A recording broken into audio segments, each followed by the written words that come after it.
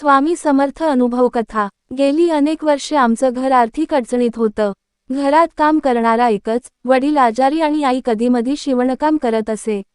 मी कॉलेजमध्ये शिकत होतो पण शिक्षणासाठी पैसे जमवणं कठीण झालं होतं। अशा परिस्थितीत मनात प्रचंड निराशा भरली होती।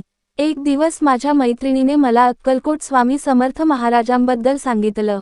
ती म्हणाली, स्वामी समर्थ हे कालजयी सिद्धगुरू आहेत। त्यांच्या कृपेशिवाय काहीही घडत नाही। एकदा मनापासून त्यांना साथ घाल। मी त्या दिवशी रात्री झोपताना स्वामींना हात जोडून म्हणालो, स्वामी, आता सगळं तुमच्यावर सोडलं आहे। तुम्हीच मार्ग दाखवा। हे म्हणताना डोळ्यात अश्रू होते। त्या रात्री मला एक विलक्षण स्वप्न पडलं। स्वामी समर्थ एका झाडाखाली बसलेले होते। त्यांनी मला हाक मारली आणि म्हणाले, बाळ, चिंता करू नकोस, सगळं ठीक होईल। दुसऱ्या दिवशी सकाळी उठल्यावर मनाला फार समाधान वाटत होतं। काही दिवसांतच एक चमत्कार घडला। माझ्या कॉलेजमध्ये एक स्कॉलरशिप मिळाली, जी मागच्या वर्षीपर्यंत बंद होती। यावर्षी ती पुन्हा सुरू झाली आणि माझं नाव त्यात पहिलं होतं। शिक्षणासाठी लागणारा सर्व खर्च त्या शिष्यवृत्तीमधून भागला। इतक्यावरच नाही, तर आईला गावातील एका महिला बचत गटामार्फत शिवणकामाचं एक मोठं ऑर्डर मिळालं। त्यामुळे घरात थोडंफार आर्थिक स्थैर्य येऊ लागलं।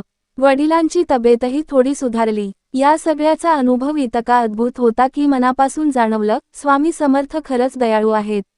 त्यांच्या चरणी एकदा मनापासून शरण गेलं की ते कधीच आपल्या भक्ताला संकटात एकटं सोडत नाहीत। त्यानंतर आजपर्यंत मी दर गुरुवारी स्वामींची पूजा करत आहे। स्वामी समर्थांचा जप करतो, ओम अभयदाता श्री स्वामी समर्थाय नम। आणि मी जेव्हा जेव्हा अडचणीत असतो, तेव्हा फक्त मनात त्यांना हाक मारतो आणि लगेच काही ना काही मार्ग निघतो। आज मी नोकरी करत आहे, आई बाबा सुखात आहेत, आणि हे सगळं फक्त आणि फक्त स्वामी समर्थांच्या कृपेने शक्य झालं। आजही त्या स्वप्नातला त्यांच्या चेहऱ्यावरचा तेजस्वी हास्य माझ्या डोळ्यांपुढे आहे। स्वामी समर्थ महाराज की जय।